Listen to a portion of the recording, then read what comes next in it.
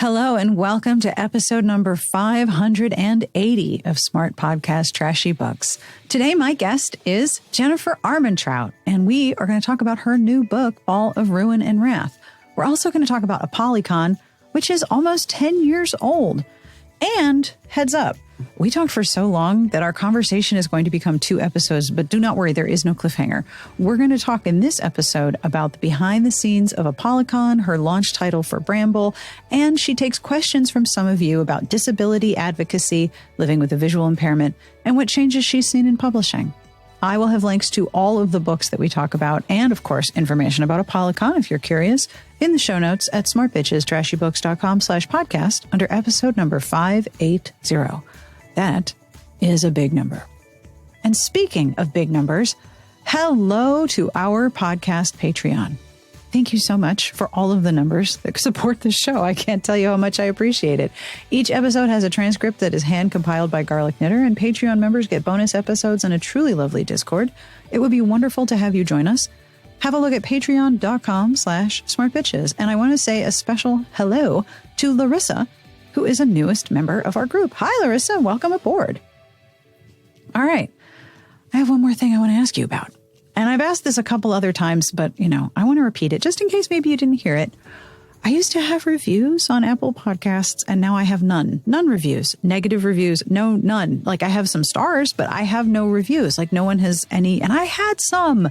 The show is like 12 possible years old. I've lost track. I know I had some, but now they're gone. So if you are enjoying the show and you are so inclined and your thumbs aren't busy and you have a moment, if you would leave a review on Apple Podcasts or wherever it is that you're listening that does review, not every podcatcher and pod platform has reviews, but if they do, and you would leave one for this show, I would be deeply, deeply grateful. I don't understand where my reviews went. I have 2 ratings. I have none reviews. So if you are so inclined, thank you for your time. I'm very grateful, extremely grateful. And that is all of the talking I have to do before the podcast. Oh, how exciting, right? Let's get started on with my conversation with Jennifer Armentrout. Hi, my name is Jennifer L. Armentrout. I am an author. I write fantasy, contemporary, paranormal. I've written young adult, and new adult. I also am the owner of ApollyCon, which is an annual event that takes place in Washington, D.C. And we are coming up on our 9th and 10th year of doing ApollyCon. Yeah. Wow. Do you ever look back and be like, how has it been 10 years? Like, how did this happen? I didn't even realize that we were coming up on our 10th year until one of the staff members was like, hey, next year, 2025 is the 10th year. Because, if you do events, it's like you're planning 2 years at the same time. It can get very confusing in meetings because you're like, are you talking about this year or next year? What year are we talking about? But yeah, we look back and we're like, wow, because when we first started doing it, we never anticipated for it to be going this long or for it to become as big. Yeah. As. I wanted to ask you about ApollyCon. So let's start there. Did you ever think when you started it would grow and grow and grow and sell out within minutes? No. I mean, when we first started doing ApollyCon, it was mostly because, you've been around in the publishing world for a very long time and also around so many authors, that we hate doing signings. I've done signings. It is. Oh, yeah. Yeah. You hate it. And you know that no matter what point you are in your career, there is no guarantee that anybody is ever going to show up. You do. Yeah. So you're always like, if I'm going to be miserable, I'd rather be miserable with a bunch of other people. For sure. Absolutely. Yeah. Especially that moment where you're sitting at the table and you're just sort of like, yeah. And you're just sitting there like, oh gosh. And if you're like me, I'm not, when people come up, I'm like, oh, tell me about your book. I'm like, it's about stuff. I'm never good with that put on the spot. So we decided what if we just did a signing with, a couple authors that I knew or authors that I was fans of. And I think our first year we did 50 authors. And it was just a 1-day event. And I think the signing was supposed to be 5 hours, but I ended up signing that day for 8 hours. Oh, great day in the morning. Yeah, for straight through up until the evening. And it just started off with this one time thing. But then we realized, because at that time, there were a lot more events, right? There were a lot more 10 years ago. After we did it for like another 2 years, that's when I realized, I was like, I would like to make this a larger event. Eventually my goal was always to get it to like a convention status. But I knew that this is something we would have to do in stages. We would have to grow it very slowly in stages, because at the end of the day, the event is a part-time job for all of us. Oh God. Yes. Event planning is. Yeah. And for us to get to that convention status, like I knew that at that point, I would have to bring in like full-time employees really to handle that. And also the event would have to become self-sufficient financial wise, which I don't think we're ever going to get to that point because, it's like a lot of people think that when you do events that people make money off them. And that is no, you are almost always in the negative at the end of it, especially if you have staff that you pay. So I do love doing it because it's a great chance to meet readers and to, meet other authors and to hang out with other people, in the publishing world. So all the stress involved in it, it pays off in the end. It does. I just did a podcast episode with Amanda, who is my co-pilot at Smart Bitches.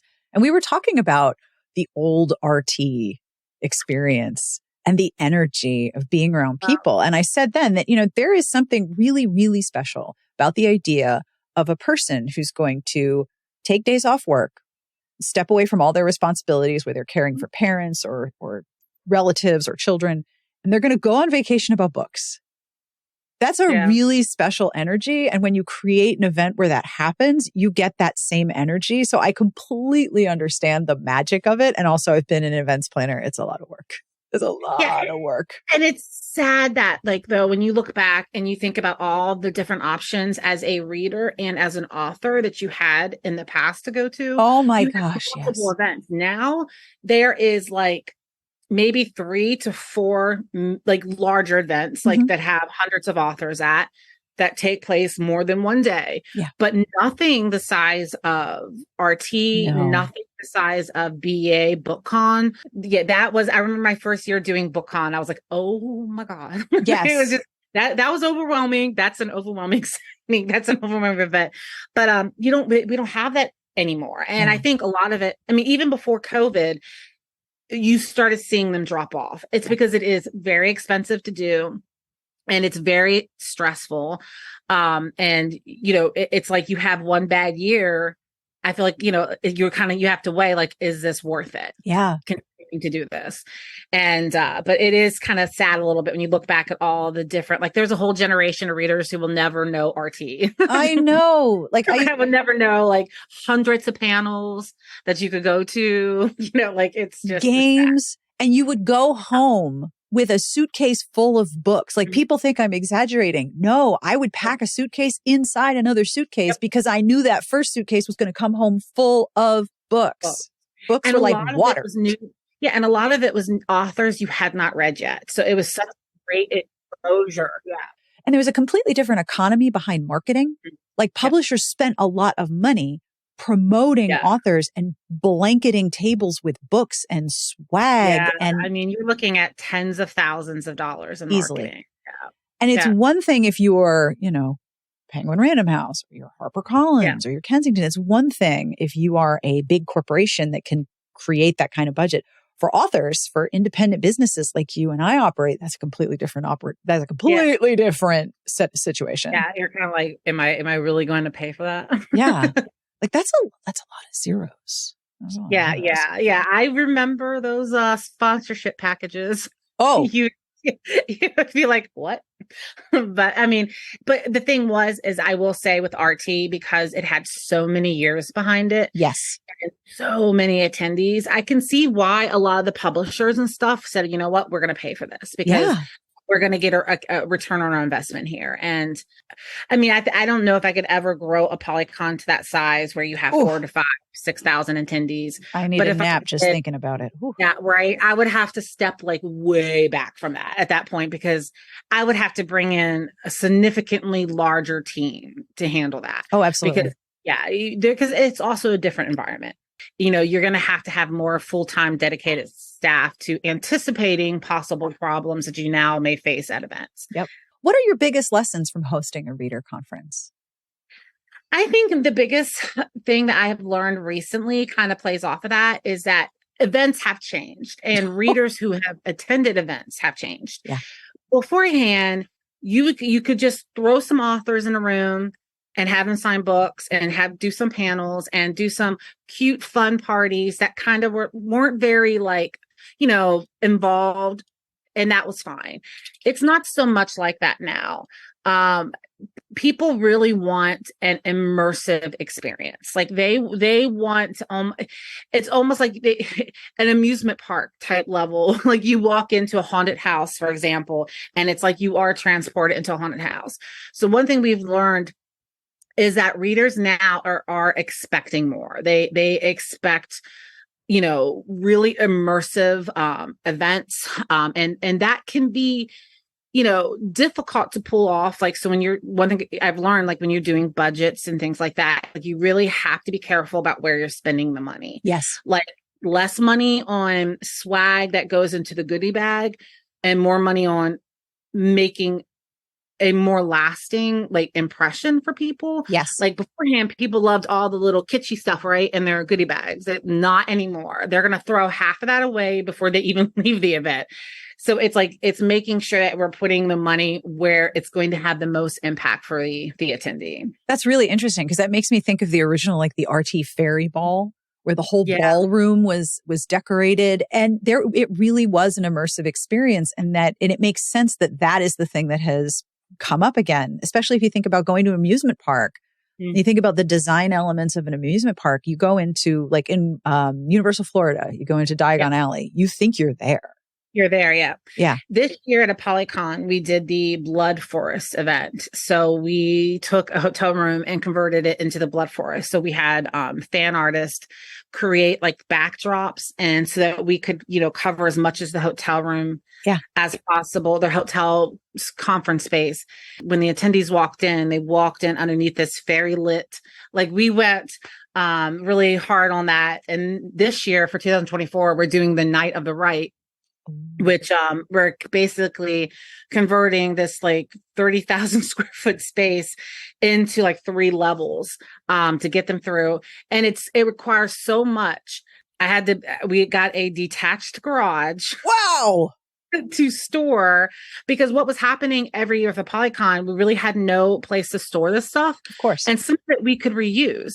So we were trashing stuff that we we bought and designed, because we're where are we going to put this? Mm-hmm. Yeah. And so I was like, you know what? We need to get a space that we can store some of this stuff, because with the immersive stuff, we have life-size trees that we'll bring in. They're not real trees, but we get them usually from Alibaba or something. And they're 7 to 8 feet. Yep. And you can break them down, but you can only break them down to a certain point. Yep. And it's if we can get someplace to store this, it's going to save us money in the long term. Now you have the Apolly shed. Yeah, we do. I put a little sign on it. It was ApollyCon. So that's the point where we're at. I have a 2-car garage. That's fabulous. Yeah. And it fits, right? Because the trend of how readers and people are documenting their fandom is incredibly visual now. It's all Instagram and TikTok, where there is a visual component that's part of being in a thing. So that makes total sense. But on the off season, you need your Apolly shed. Yeah. And, it's funny that you mentioned that, because one thing that we did last year, or this year, is that, and we're going to be doing more of these next year, is take into consideration that when attendees come, they want to take pictures, but it has to be visual, right? It has to be something that they want to take a picture in front of. And one of the things that we found is the companies that do the really amazing balloon displays and the floral displays. So they bring in these ginormous backdrops. So we did 2 of them this past year, and we just did a walkthrough of the new hotel on Monday. I was in DC. So we're doing it at the Gaylord at the National Harbor. Oh, that's a beautiful property. Yeah, it is a really big hotel. I feel like I walked in, like, the convention space is actually very easy, right? It's actually, everything is together for the most part. But the hotel is huge, and you don't realize that until you're walking for your room. Yes.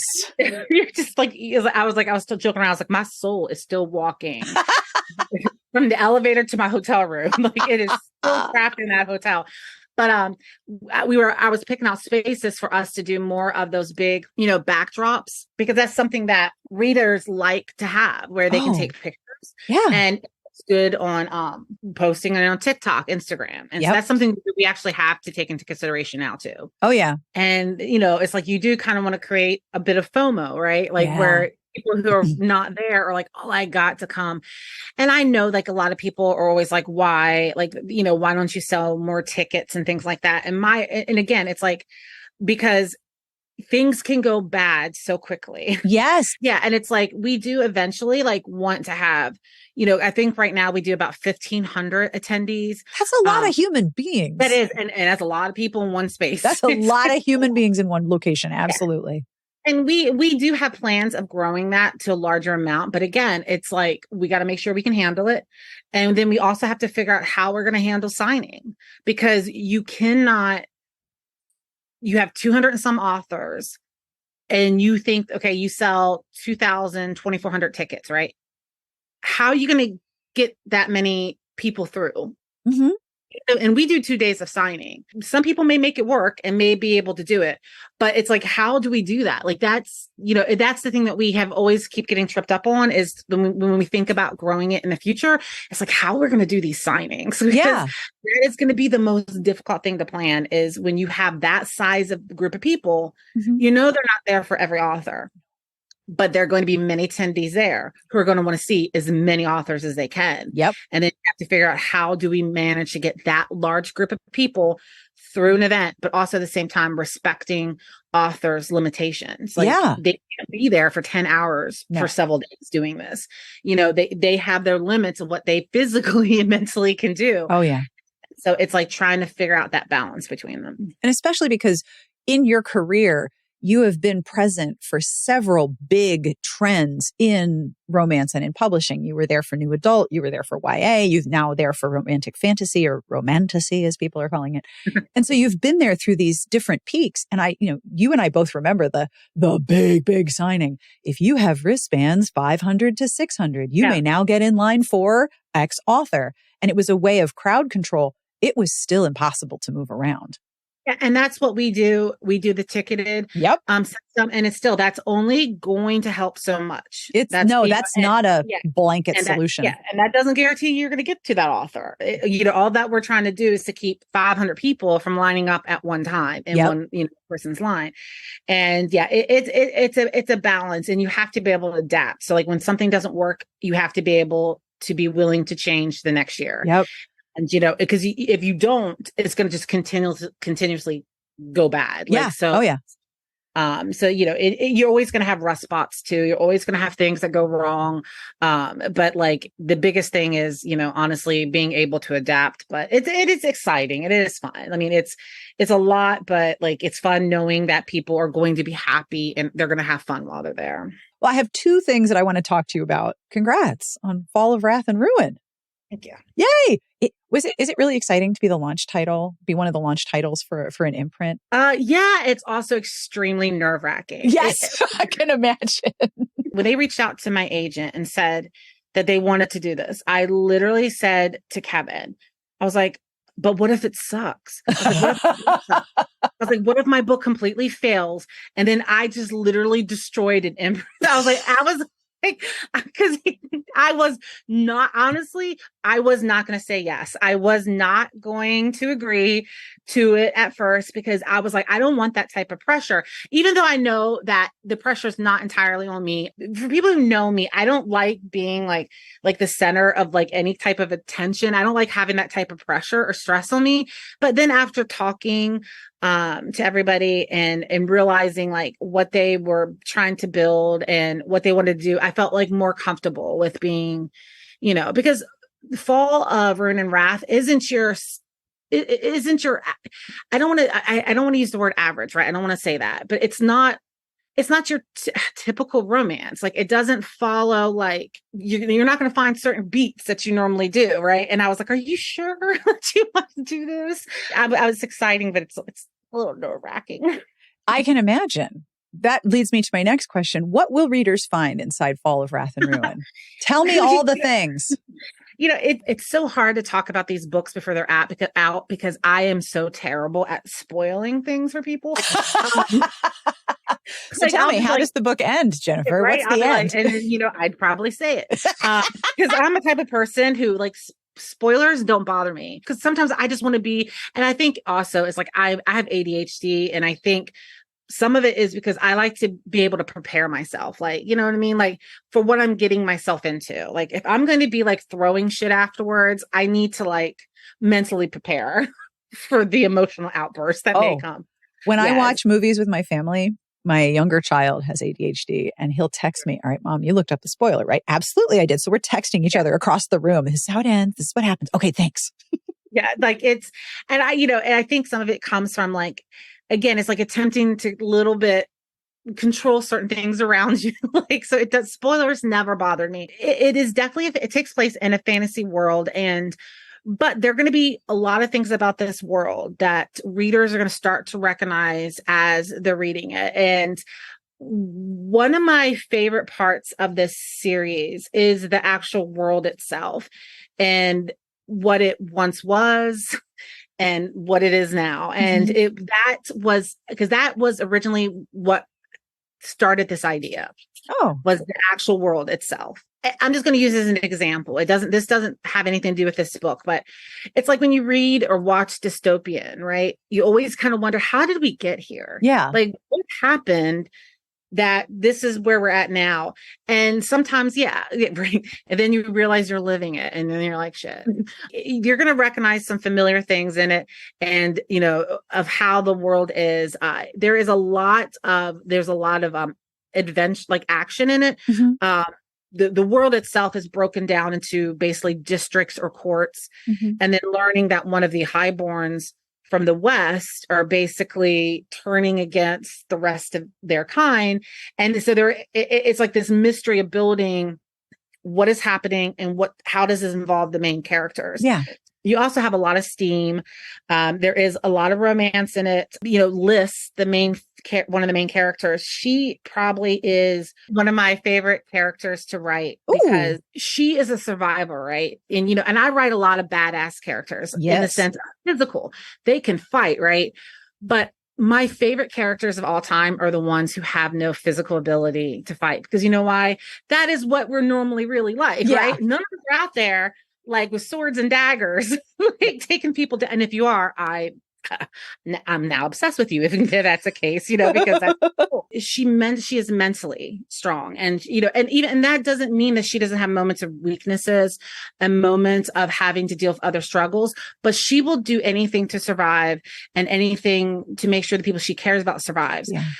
And I think that is one of the more interesting things to explore than someone who necessarily out the gate knows how to fight. She's had, to overcome a lot to survive. And it's a hard world where there are very limited options for people who are not highborn and they are not from wealth. And so it's extremely limited options, and picking one that isn't going to involve you basically working yourself into an early grave, which is also, I feel, very similar to the world we live in now. Where just a little bit.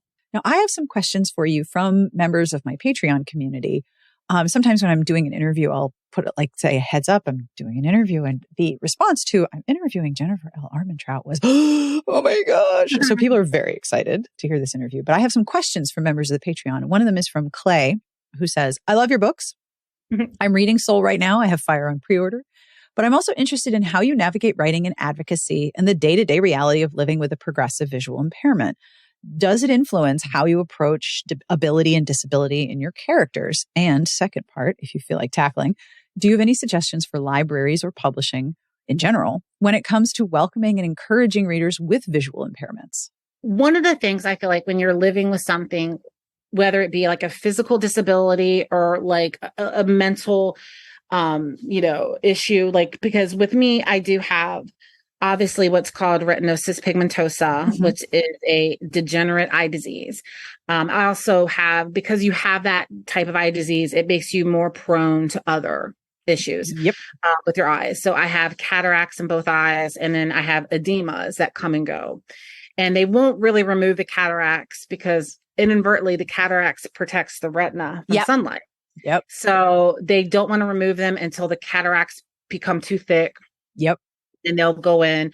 Also, they don't want to mess around in there because, they don't want to possibly damage what vision you do have left.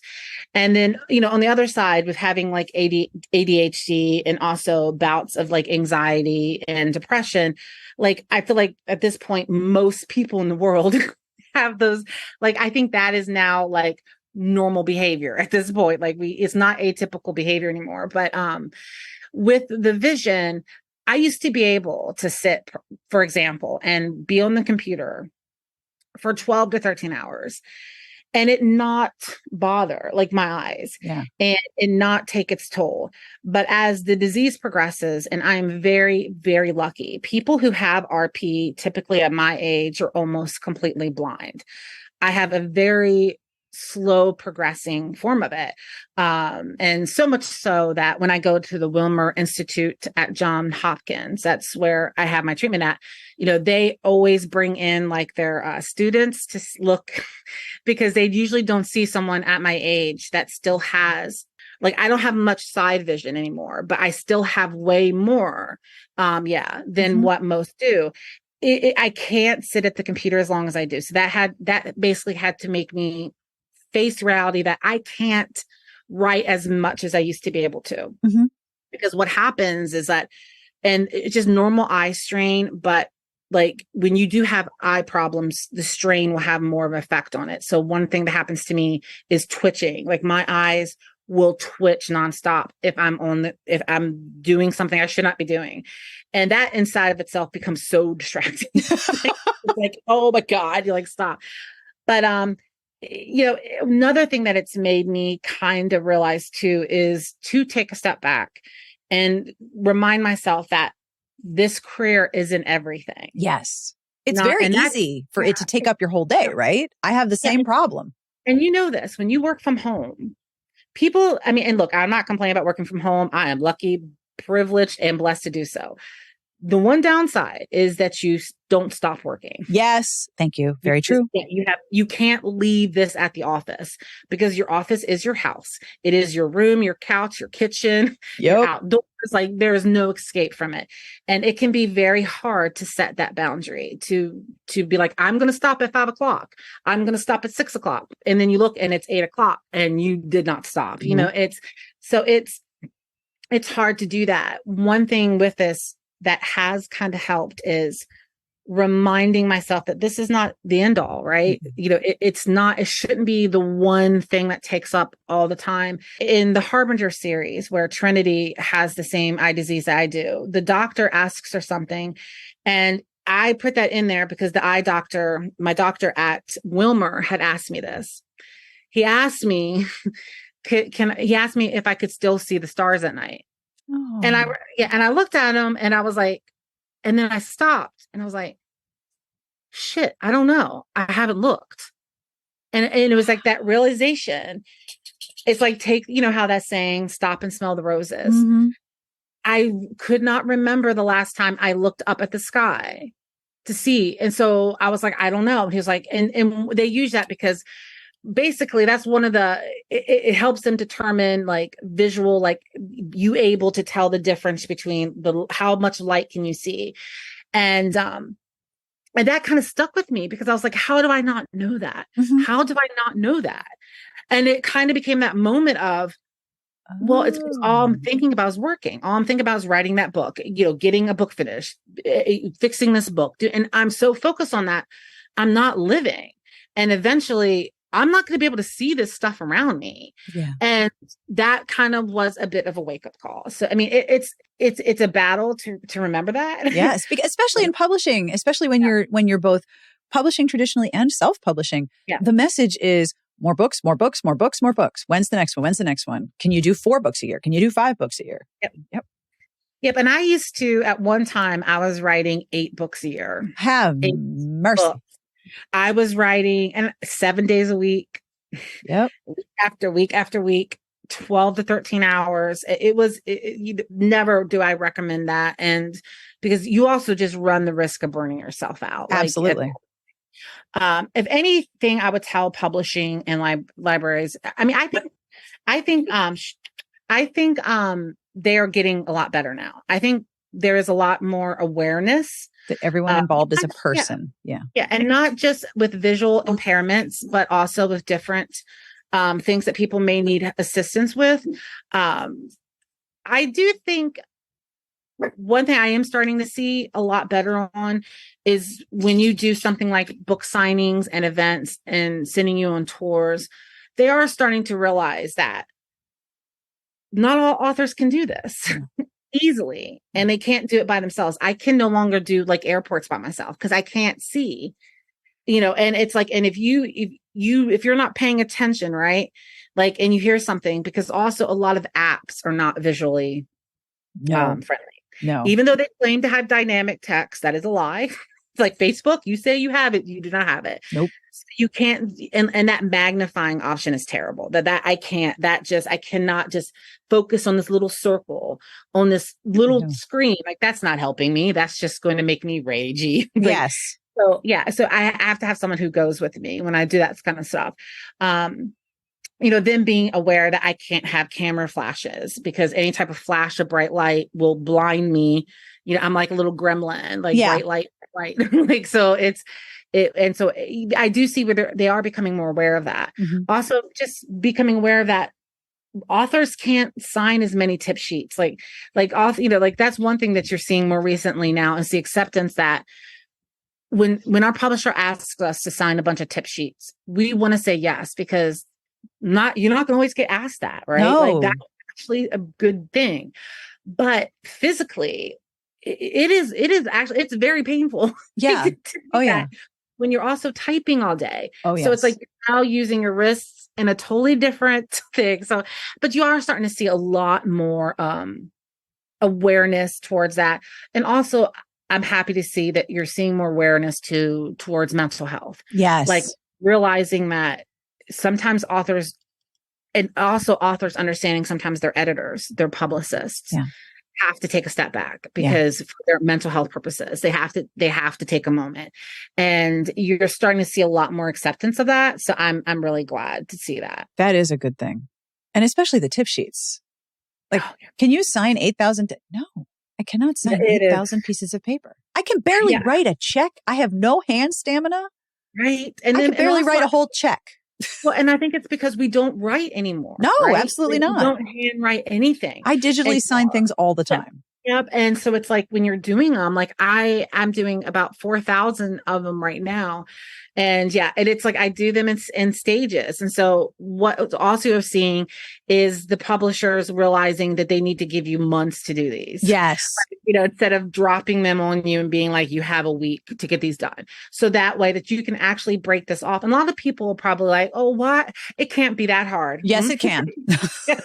Then I challenge you to sit and write your name 8,000. Because you're going to mess up your back in the process if you're like me and cannot sit right. Yeah. It's, but also it's you have a life too. You're starting to see a lot more publisher awareness towards that, and also community awareness. That's people good. Are starting to be more accepting of that. Varian asked, says, I'm a legally blind author who's still learning to navigate writing and the internet with my changed sight. Is there any writing software you've found to be easily accessible and effective? I think this is an area where we could use some improvement in. There aren't that many options that I find are actually very user-friendly, or easier to transition into. So when you are in the process of losing your vision, depending on where you're being treated at, there will be programs at that facility that can help you transition, so that they start to teach you different skill sets.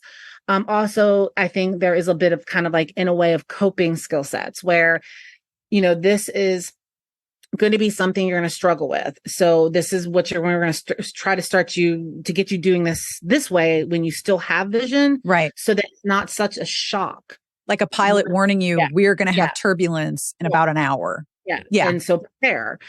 But there still isn't very much available mainstream. Mm-hmm. Now, when you're at places like Wilmer, which is like one of the leading eye institutes, they have access to things that should be available to everybody, like voice dictation services that are actually really good, that are easy to use. And I hope to see in the future more of that stuff becoming available, because especially you have different varying degrees of blindness, and some people who have eye diseases or disorders, they don't need to use like a dictation service all the time. It's something they got to be able to easily move in and out of. One of the services that I do know is available that I do think is probably one of the best is Dragon Dictation. Yeah. And so I struggle with dictation services just because that is not what I know. Mm-hmm. And so I force myself to do to like at least a couple times a week to do it. Yeah. Because I'm like, I have to learn. And it's really learning a new skill set. Yes. It's like learning. I would say for me, it's like learning a new language. Oh, absolutely. Because I don't think that way. I don't create that way. Yeah. I don't create speaking. It's writing. Yes. And so it's like, I have to switch that somehow. Now, I do use Scrivener as a writing tool. Mm-hmm. And I do like that because I can change the colors. That's something that has helped me, is inverting anything that was originally white to black, and anything. And then the words I make gray. Like I don't do the stark white. That helps a lot. Yeah. And also, I mean, my zoom on my computer is like insanity. It's like 270 on font 18, I think.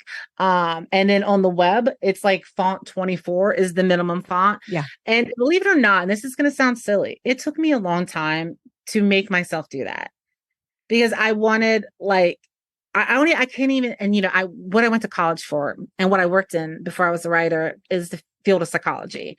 And I can't even figure out like why I was so resistant to changing these things.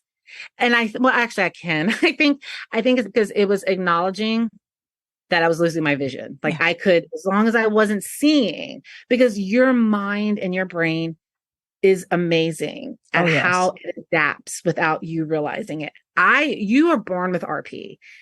So it steadily progresses throughout your life. I've always worn glasses, and I would have these weird symptoms, right? These weird things. But I wasn't noticing them because as my side vision was shrinking, I was adapting by turning and looking, right? Mm-hmm. And so it's like your brain starts to you learn to do other things. So you don't realize that this is happening. Yeah. And I think as silly as that is, like I was making my life more difficult by not increasing stuff, like changing how I was working, because I think mentally it was acknowledging, because it is a scary thought. Like, it's very scary. Because you're like, eventually this is going to go away. How am I going to do this? Yeah. What is that going to feel like? And so it was like acknowledging that. So, but I think for me, it was that, but also learning dictation services. And I think you said she was fully blind. I believe legally blind. Legally blind. So she probably has, vision left. I mean, she may not, but if she hasn't started to do dictation, or he hasn't started to do dictation services yet, definitely start that now. Yeah. Because build those muscles. It is very hard to do. Oh yeah. I know when I'm writing, this is going to, I mean, you're a writer, you're going to understand this. It sounds like sometimes it's like I'm listening to a very, very quiet voice in my head when I'm coming up with what I want to write, whether it's nonfiction or fiction. And I can't have music with lyrics. I can't have any other words competing with what I'm trying to listen to, including my own voice. So I've always been like, okay, well, I know from recording, for example, I'm very used to the sound of my own voice. I edit my own voice. And I know that the software sounds different than me because the sound is actually echoing in my head, which creates a different sound, which is why a lot of people hate the sound of their own voice. I don't know if the sound of my own voice would disrupt me writing because I've never tried it. And I'm like, yeah, that's probably a muscle that you have to develop. And one of the things that you have to work on, and which is even more difficult for me, is you cannot really ramble. And I am a rambling rambler, right? I ramble. And you can't do that when the shit is dictating everything coming out of your mouth. So it's like, you have to, I don't ramble when I'm typing, but I am when I'm talking. Oh, for sure. That's the part that is the biggest struggle because you have to learn when to stop it and stuff like that. So yeah, I was like, I'm a mess when I'm doing that, but that's the best advice I can give. That's wonderful advice. I mean, self-editing when you're writing is a very different thing than self-editing while you are talking. Like none of us have that 1 second delay on our mouths yet. Right. It's like you have these bloopers that are just captured. Yep. Forever. Yeah. And then you I read the transcript of my own conversations verbatim before editing. And I'm like, wow, I just go. Just talk. It's like somebody, I need an adult to be like, Jen, stop. Do you have any books that you are reading that you want to tell readers about? I'm actually going back and reading, and I always say her name wrong too. Kerrigan Byrne. Oh, Kerrigan Byrne. I'm rereading her Victorian Rebel series. Ooh. And yes, I do love those books because those books actually remind me of as an updated version of the old school bodice rippers. They are, I feel like, the closest to that, but updated. Like where they are absolutely old school style. Not as reading them. So I've been reading that, but also I am in the process of reading Kit Rocha's new fantasy that comes out in November, Concert of Fire, I think. Yes. I think they call it the dragon fucking book. Yes. That sounds just like what they and it is very I mean, it's not like dragons fucking but it's really good. It is actually very, I mean, they're great. Like I have been reading them since I think it's, what was it, Beyond Shame? Yeah. Oh yeah. Probably. And it's really good. It's very exciting if you like badass heroines and mysterious, supernatural men, and you also like female, this is going to be the book for you. So it has a lot in it. And it's very good. I think it comes out in November. November 28th, it looks like. Yeah. So it's very, very good. And we were, I was talking to Bree and we was joking about it was going to be I forget what she said. Something like, how they do hot girl summer, but she was like, it's going to be spicy fantasy fall or something. I don't know. It was funny. She said it perfectly. And it made me laugh because they are amazing at writing spice. Like if people haven't read them yet, Kit Rocha, they go there. Oh yeah. But they go there with care. I do think there are some issues with fetishizing certain things in the romance community that you don't say women tend to do in some books. And so you don't see that. There is care there. There is, I know that we have the male gaze. There also is the female gaze, and sometimes the female gaze also has its problems. Yes. So, I mean, it's so they do it with care, but but it's still extremely hot reads, but also there's a plot there. Yes, there is. There's absolutely a plot there. So it's you're not just you're reading it for both reasons and you're getting what you want. So I would tell people to definitely pre-order that. It's coming out in November. Where can people find you if you wish to be found? I am usually on Instagram. I do have a reader group on Facebook called J Landers. What a great name. Yeah, JLA, Justice League of America. But it's I do have a Thread account, but I forget that I have a Thread account. I forget that I have other accounts. I'm like, oh yeah, I should go look at that. But that's pretty much all I'm really on. I haven't done Twitter in a very long time. I don't do TikTok mainly because it's not friendly to the visually impaired. You can't see anything. Like I can't see what I'm typing. I can't see what I'm posting. So I don't do that. So those are the places they can find me. And that brings us to the end of this week's episode. Thank you so much to Jennifer Armentrout for hanging out with me. As I mentioned, this is going to become 2 episodes. I have a whole other part, and we talk about a lot of our favorite fantasy and historical romances. So we're going to take a little side trip into history in a future episode. I'm really looking forward to it. As always, I end with a truly terrible joke, and this joke was inspired by Toku Nation on the Dad Jokes subreddit, which I love. Are you ready? This is really, really bad. I didn't even put this in the Discord, I don't think. I don't think I've shared this with the Discord. I think this is brand new, and everyone is going to hate it. All right, are you ready? What city has the unfortunate record for the most dropped waffles on the beach? Give up? What city has the unfortunate record of most dropped waffles on the beach? San Diego. I can hear the groans. I can hear them in the future. You're all like, oh, yeah, I love that one. Thank you, Toku Nation. Ah, good. Bad. On behalf of everyone here, we wish you the very best of reading. Have a wonderful weekend, and we'll see you back here next week. Smart Podcast Trashy Books is part of the Frolic Podcast Network. You can find outstanding podcasts to subscribe to at frolic.media/podcasts. San Diego.